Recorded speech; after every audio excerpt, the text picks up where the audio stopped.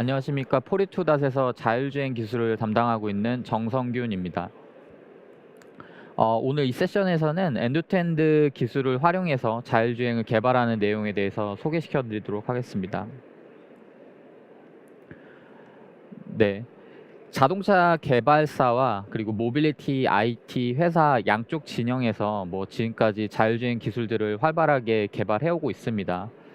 어, 자, 자동차를 만드는 자동차 제조사들은 이제 자율주행 기술을 이제 ADAS라고 하는 일종의 부품으로 간주를 하고 통합해야 되는 대상으로 바라보고 개발을 하고 있었고요. 모빌리티 IT 회사 같은 경우에는 자율주행 로봇 택시, 로봇 셔틀과 같은 형태의 제품이나 서비스를 개발하기 위해서 그동안 많은 연구 개발과 투자를 이어왔습니다. 자동차 OEM 경우에는 이게 본인 스스로의 역량뿐만 아니라 이게 산업계 전반적인 그 역량이 확보가 되어야지 이 부품을 통합하고 법규나 인증을 통과할 수 있기 때문에 이 산업 성숙도가 이 자율주행 기술을 실생활에 적용하는 데 중요한 허들이 되었고요. 모빌리티 IT 같은 경우에는 기존에는 소프트웨어적으로 한꺼번에 많은 수의 유저를 확보해서 수익화를 쉽게 달성할 수 있었던 반면에 자율주행 기술 같은 경우에는 실문 차량을 준비해야 되고 여러 가지 제반 기술들이 같이 움직여야 되기 때문에 시간적으로 그리고 이제 비용적으로 많은 어려움을 겪어왔습니다. 하지만 양쪽 진영 모두 이제 최근에 이제 화두로 되고 있는 이제 엔드투엔드 자율주행 기술을 바탕으로 해서 점점 그 형태가 비슷해지고 있는 상태이고요. 이 기존의 어프로치가 해결하지 못한 문제들을 많이 해결하고 있습니다. 그래서 오늘 그 엔드투엔드 기술을 저희는 어떻게 적용하고 있는지에 대해서 자세히 말씀드리고자 합니다. 먼저 자율주행 시스템은 잘 아시는 바와 같이 센서, 그리고 퍼셉션, 플래닝, 컨트롤 등의 서브 시스템 등으로 구성이 됩니다. 이제 센서 같은 경우에는 카메라나 라이다 같은 주변 환경을 인지하는 센서뿐만 아니라 GPS나 여러 가지 다양한 외부의 아날로그 신호를 디지털로 변환해주는 역할을 담당을 하고요. 이제 퍼셉션 시스템 같은 경우에는 이런 신호를 한 번 더 재가공해서 이제 그 차량 내 시스템이 이해할 수 있는 형태로 가공하는 역할을 담당합니다. 다시 말해 퍼셉션 시스템의 역할은 그 다음 연결되는 플래닝 시스템이 좀 더 문제를 풀기 용이한 형태로 정보를 가공해주는 역할을 하고요. 이렇게 단계를 거치면서 필연적으로 정보의 총량이 점점 줄어들거나 가공 과정에서 약간의 어프락시메이션 그리고 손실이 일어나게 됩니다. 최종적으로 컨트롤 시스템은 차량을 움직이기 위한 조향과 가감속 명령을 만들어내는 역할을 담당을 하고 있습니다. 문제를 조금 더 쉽게 풀기 위해서 기존 어프로치들은 중간중간 서브 시스템을 추가하는 방식을 취해왔습니다. 대표적으로 제가 로컬라이제이션 시스템으로 표기한 내용에는 HD맵이라든지 아니면 V2X와 같은 외부 인프라의 도움을 받는 경우가 많이 있는데요. 단기적으로는 이런 새롭게 추가되는 시스템이 그 다음 스택에 도움을 주는 경우가 많지만 보시는 것과 같이 확장되는 이제 영역이 굉장히 좀 제한되어 있고 새로운 시스템이 추가가 되면서 그 관리에 대한 대상이 늘어나고 이제 그 시스템을 구축하는 비용 또한 증가하게 됩니다. 엔드투엔드 시스템 같은 경우에는 이 과정을 이제 하나의 시스템으로 통합을 해서 굉장히 단순화된 구조를 보여주고 있고요. 어떻게 보면 그 번역기와 같이 실물 세계의 현상들을 자동차가 이해할 수 있는 가감속이나 조향 명령으로 번역해주는 역할을 담당하고 있다고 보시면 되겠습니다. 그래서 좀 더 명료하고 간단한 시스템이고 그 데이터를 효율적으로 활용할 수 있는 체계입니다. 두 시스템을 이렇게 나란히 놓고 비교를 해보면 결국 엔지니어링적으로 이 여백을 얼마나 빠르고 효과적으로 채우느냐가 자율주행 기술을 좀 더 넓게 확산시키는데 핵심이 되는 요소라고 보실 수가 있는데요. 아까 말씀드린 대로 기존의 모듈러 방식 같은 경우에는 계속 단계가 추가될수록 이 채워야 되는 영역이 깊어지고 속도 또한 더디기 때문에 오른쪽에 보시는 엔드투엔드 시스템에 비해 약점이 있고, 엔드투엔드 시스템은 하나의 시스템에 집중해서 역량을 집중해서 개발할 수가 있고, 수집되는 데이터를 모두 이 한 가지 시스템에 활용할 수 있기 때문에 좀 더 유리한 방식으로 보입니다. 저희가 실제 국내 도로 환경에서 수집한 데이터를 이제 엔드투엔드 방식 기술로 어떻게 운영이 되는지 테스트한 내용들인데요. 가운데 보시는 화면에서는 이제 이 시스템이 출력하는 이제 경로를 확인하실 수가 있습니다. 굉장히 다양한 환경들, 뭐 낮이나 밤이나 좀 더 좁은 도로, 그리고 자동차 전용 도로, 이런 다양한 환경에서 평가를 하고 있고, 정말 실제 주행에 도움이 되는 기술을 만들기 위해 많이 노력하고 있습니다. 이 엔드투엔드 기술은 결국 이제 AI 기술에 기반을 하는데, 기존 전통적인 소프트웨어 개발 방식과는 어떤 차이가 있고 왜 데이터가 더 강조되는지에 대해서 말씀드리겠습니다. 전통적인 소프트웨어 엔지니어링 같은 경우에는 보시는 바와 같이 코드를 작성하고 코드를 이제 컴파일해서 실행 가능한 파일을 생성을 한 다음에 어떤 특정 테스트 케이스를 가지고 검증을 하고 디플로이를 하게 됩니다. 만약에 문제가 발생하게 되면 코드를 작성하는 단계로 돌아가서 계속 반복적인 이 과정을 겪으면서 이제 문제를 해결하는 방식이 되고요. AI 엔지니어링도 어떻게 보면 단계적으로는 비슷하게 모델을 설계하고 모델을 학습하고 그다음에 테스트한 다음에 배포하는 과정을 겪지만, 만약에 새로운 문제를 발견하게 되면 모델을 새롭게 설계하는 것뿐만 아니라 학습 과정에서 데이터를 추가하거나 아니면 학습 과정에 필요한 파라미터를 변형을 해가면서 이 과정을 반복 수행해서 더 좋은 결과를 만들어내기 노력을 합니다. 소프트웨어 엔지니어링 결과가 어떻게 보면 정해진 규칙에 따라 반복적인 내용을 빈틈없이 만들어낼 수 있는 반면에, AI 엔지니어링은 데이터를 더 추가해주고 시간이 반복 훈련을 학습할수록 이제 좀 더 범용적인 문제를 풀 수 있는 잠재 능력을 확보하게 됩니다. 하지만 반면에 이걸 위해서 더 많은 데이터를 요구하게 되죠. 모델 트레이닝 과정은 사실 뭐 생각보다는 여러 단계로 나눠 있는데, 아주 단순하게 설명하면 이제 대용량 데이터를 활용하는 이제 프리트레이닝과 좀 더 정교하게 큐레이션된 데이터를 사용하는 이제 파인 튜닝 단계로 나뉩니다. 그래서 프리트레이닝 단계에서는 좀 더 일반적인 지식을 학습하는 걸 목표로 하고, 파인 튜닝 단계는 섬세하게 정제된 데이터셋 내에서 이제 시스템이 원하는 결과를 만들어내도록, 최대한 비슷하게 만들어내도록 학습을 유도하는 역할을 하고, 이 정제된 데이터셋 내에서 기대 동작대로 잘 동작하는지 평가하는 데도 사용이 됩니다. 이런 데이터 수집을 잘 하기 위해서 저희는 상시로 데이터를 수집할 수 있는 데이터 플릿을 운영하고 있습니다.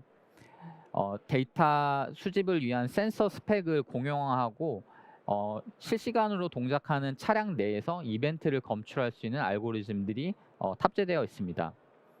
2025년 동안에서는 국내에서 이제 100만 씬을 확보하는 것을 목표로 하고 있고, 2027년까지 전 세계에 500만 데이터를 확보하는 것을 목표합니다. 29년부터는 양산차에 적용이 돼서 실시간으로 굉장히 이제 귀중한 데이터들을 수집하는 것을 목표하고 있습니다. 아무래도 데이터 볼륨이 커지면 사람이 일일이 그 데이터를 평가하고 관리하기 어렵기 때문에 보시는 것처럼 이제 체계화된 자동화 시스템을 구축하는 게 매우 중요한데요. 저희는 이 모델의 평가, 수집, 그리고 정제 과정이 전 자동화가 되어 있습니다. 모델을 평가하고 취약점을 분석한 다음에 취약 구간에 대해서 특별히 수집해야 되는 대상들을 미리 선별하고 전략적으로 데이터 수집을 진행을 하고요. 온보드 상태에서 1차적으로 이벤트를 추출하고, 오프보드 상태에서도 이제 좀 더 정교하게 데이터를 큐레이션하는 과정을 반복하고 있습니다. 라벨링 과정 또한 이제 오토 라벨링 통해서 이제 수도 라벨을 생성하고 학습에 바로 사용할 수 있는 수준의 라벨들을 자동으로 생성해내고 있습니다.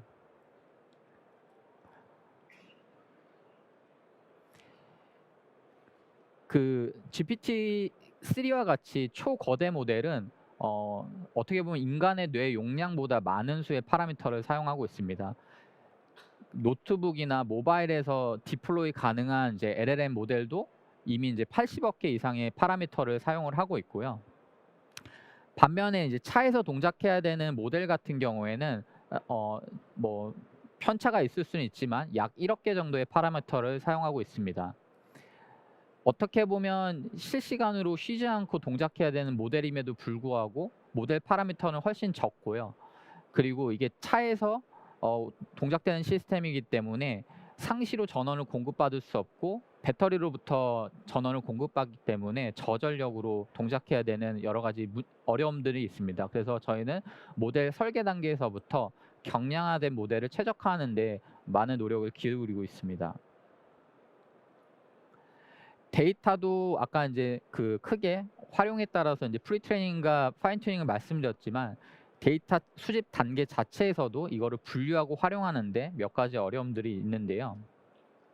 이제 보시는 이제 엣지 케이스 시나리오들 같은 경우에는 이게 잘 모아놓고 나면 이제 꽤 많은 데이터가 있다고 보실 수는 있지만 실제 운전 상황에서 이런 상황을 마주치기 굉장히 희박합니다. 그리고 그 상황을 한번 지나치면 재현할 수가 사실상 불가능하기 때문에 이 데이터를 잘 모으고 관리하는 게 중요하고요. 지금 이 30초의 짧은 시간 동안 몇 가지 시나리오가 발생했는지 한번 같이 보시죠. 네. 이런 짧은 30초라는 시간 안에도 보시는 것처럼 뭐 교통 혼재, 그리고 차선 변경, 그리고 사고 여러 가지 이벤트들이 복합적으로 일어나는 걸 아실 수가 있습니다. 그래서 사람이 시멘틱하게 정한 라벨로 데이터를 관리하는 것은 사실상 불가능하고 엔드투엔드 시스템이 스스로 분류하고 그 안에서 유의미한 데이터들을 학습할 수 있도록 모델이 설계되어야 됩니다. 메모리도 매우 중요한데요. 연속된 그 시간 안에서 의사결정을 반복해서 수행을 하기 때문에 그 이전에 일어났던 사건에 대해서 정확하게 이해를 하지 못하고 즉각적으로 반응만 하게 되면 보시는 것 같은 이제 엣지 케이스에서는 그릇된 판단을 할 수도 있기 때문에 적정 수준의 컨텍스트를 이해하고 지속적으로 활용하는 것도 중요합니다. 일반적인 소프트웨어나 AI 모델과는 다르게 저희는 이제 실제 환경에서 실험과 검증을 무수히 반복을 해야 되는데 일반적으로 차량 그 개발 프로세스에 사용되는 이제 V 사이클 같은 경우에는 이 사이클의 주기가 굉장히 깁니다. 많게는 이제 연 단위로 이제 수행이 되는데 저희는 이거를 빠른 주기 단계로 설계부터 개발, 검증을 겪기 위해서 2주 단위로 이 V 사이클을 운영하고 있습니다. 새로운 피처를 제안하고 그 피처를 검증하고 실도로에서 실험을 통해서 개선 포인트를 발굴해서 지속적으로 개선하는 작업을 수행하고 있습니다. 저희가 개발하고 있는 엔드투엔드 모델은 이제 밖에서 보면 하나의 덩어리로 보일 수 있지만 내부에서는 각각 담당하고 있는 영역이 보시는 바와 같이 5가지로 구분되어 있습니다. 마치 사람의 뇌도 하나의 덩어리지만 그 각각의 부분별로 이제 중점적으로 다루는 역할이 있죠. 그래서 외부의 센서나 여러 가지 자극을 이해할 수 있는 이제 퍼셉션 부분, 그리고 이 시스템은 결국에는 사람의 의도에 따라 그 동작을 해야 하기 때문에 명령어를 해석해서 전달할 수 있는 프롬프팅 부분이 중요하고요. 월드 모델 같은 경우에는 이렇게 들어오는 입력으로부터 주행 경로를 생성하는 역할을 하지만 무엇보다 중요한 거는 그 의사 결정 과정을 이해할 수 있고 리즈닝을 할 수 있는 부분까지 포함이 되어야 된다는 점이 중요하다고 볼 수 있고요. 가드레일은 2차적으로 이 모델이 출력하는 결과를 안전하게 가공해서 시스템에 전달해주는 역할을 합니다. 메모리는 아까 말씀드린 것처럼 연속된 의사결정을 하는 데 있어서 이전의 결과와 크게 벗어나지 않게끔, 그리고 그 상황을 좀 더 용이하기 위해서 피드백 루프를 형성하고 있습니다. 사실 이 프레임워크는 자율주행뿐만 아니라 일반적인 로보틱스에도 적용이 가능한 형태라고 보실 수 있습니다. 실제 구현은 보시는 바와 같이 이제 퍼셉션에 해당하는 유니파이 넷이 이미지 입력들을 임베딩하는 데 활용이 되고 있고, 프롬프팅을 담당하는 내비게이션 인텔리전스 같은 경우에는 HD 맵이 아닌 일반 SD 내비게이션 맵을 활용해서 가야 할 경로에 대해서 정보를 임베딩하는 역할을 담당을 합니다.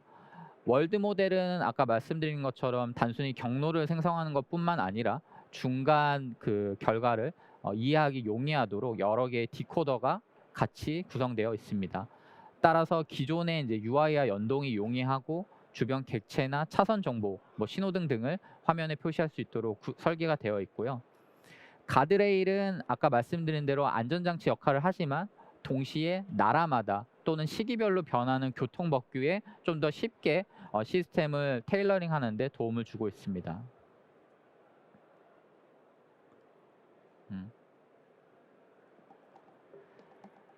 저희가 설계한 이 아트리아 AI 자율주행 시스템을 기존의 엔캡 시나리오와 같은 이제 주행 안전 시나리오와 실제 도로에서 발생할 수 있는 그런 도로 환경과 유사한 시나리오를 이 남양 연구소 내에서 테스트하고 있습니다.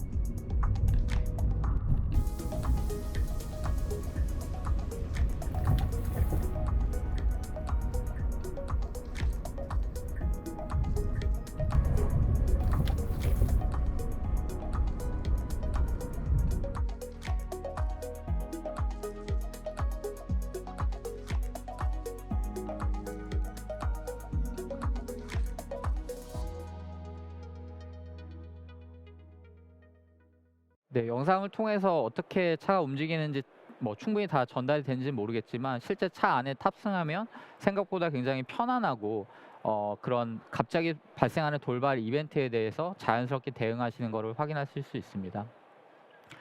플레오스 AI는 이제 자율주행을 담당하는 아트리아 A뿐만 아니라 서비스하고 관련된 클레오 AI 그리고 여러 대 다수의 플릿을 운영하는 데 활용되는 카포라 AI까지 같이 제공을 합니다. 그래서 세 가지 기둥이 서로 협응하면서 새로운 모빌리티 서비스나 시스템을 만드는 데 활용되게 됩니다. 저희는 이 시스템을 이제 더 많은 사람들이 사용할 수 있도록 API나 SDK 형태로 제공하는 걸 목표로 하고 있고요. 새로운 이제 모빌리티 서비스를 기획하시는 분들이 기존에는 자율주행과 같은 무거운 시스템을 직접 개발할 여력이 안 됐다면 저희 플레오스 플랫폼 위에서 새로운 모빌리티 서비스를 개발하고 함께 이 생태계를 만들어 가주시면 좋겠습니다. 소프트웨어 기반의 자동차에서 이제 HPBC는 가장 중심에 있는 이제 하드웨어입니다. 저희 자율주행 시스템 역시 HPBC 위에서 구현이 되는데 MPU라고 하는 이제 연산 장치를 가장 많이 사용을 하고 있고요. 그 연산 장치의 능력은 현재 200탑스에서 2030년에는 800탑스로 점점 확장될 예정입니다. HPVC가 탑재된 차량들도 2030년부터 점진적으로 확대돼서 2032년에는 300만 대 이상 시장에 확산될 것을 기대하고 있습니다. 이상으로 발표를 마치겠습니다. 감사합니다.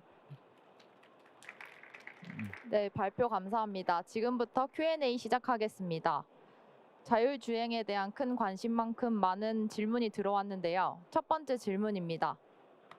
AI 프레임워크에서 제시된 가드레일 모듈은 룰 베이스로 동작하나요? 가드레일은 룰 베이스라고 보실 수는 없고요. 일종의 옵티마이제이션을 담당하는 프레임워크입니다. 그래서 이미 1차적으로 만들어진 그 경로를 저희가 뭐 반드시 지켜야 되는 뭐 충돌을 막는다던가 이런 최소한의 컨스트레인트를 가지고 추가적으로 최적화해주는 역할을 담당한다고 보시면 되겠습니다. 뭐 그거를 이제 룰 베이스라고 표현하지는 않고 최적화를 담당하는 프레임워크로 이해해 주시면 감사하겠습니다. 네, 다음 질문입니다. 중국의 자율주행 기술과 포리투닷의 자율주행 기술 격차가 어느 정도라고 생각되시나요? 네, 뭐 굉장히 뭐 어려운 질문이신데요. 어떻게 보면 뭐 기준은 어디로 보느냐 많이 다를 수가 있고 중국의 주행 기술을 개발하고 있는 다양한 회사들이 있는데 저희는 아무래도 저희 기술을 양산차에 적용하는 걸 목표로 하고 있다 보니까 그쪽 부분에 집중해서 좀 비교해서 말씀드리면 중국은 어쨌든 속도가 굉장히 빠릅니다. 뭐 저도 해년마다 가서 이제 그 차를 탑승을 해보면 작년이 다르고 재작년이 다르고 또 올해가 아마 다를 걸로 예상이 되는데 굉장히 이제 빠르게 그 차를 출시하고 시장에 선보일 수 있는 그런 그 환경이 어떻게 보면 저희랑 큰 차이라고 볼 수가 있고 기술 측면에서 실제 그 환경에서 동작하는 서비스를 제품을 만들어냈다는 것 자체가 어떻게 보면 저희보다 좀 더 앞서 있다고 보고요. 실제 주행하는 환경하고 관련해서는 뭐 중국도 굉장히 이제 복잡한 도심 환경이긴 하지만 국내하고 좀 차이가 나는 부분도 있거든요. 그래서 저희는 어떻게 보면 국내 환경에서는 좀 더 유리한 측면이 있고 그리고 그 포르투닷이 좀 더 강조하는 부분은 이제 주행의 편의성이나 안정성 부분인데 실제로 탑승했을 때 자연스럽고 부드럽게 주행하는 부분은 저희가 뭐 조금은 우수한 측면이 있다고 생각합니다. 네, 시간 관계상 마지막 질문 받아보겠습니다. GPT와 달리 적은 파라미터를 사용해야만 하는 이유는 무엇인가요?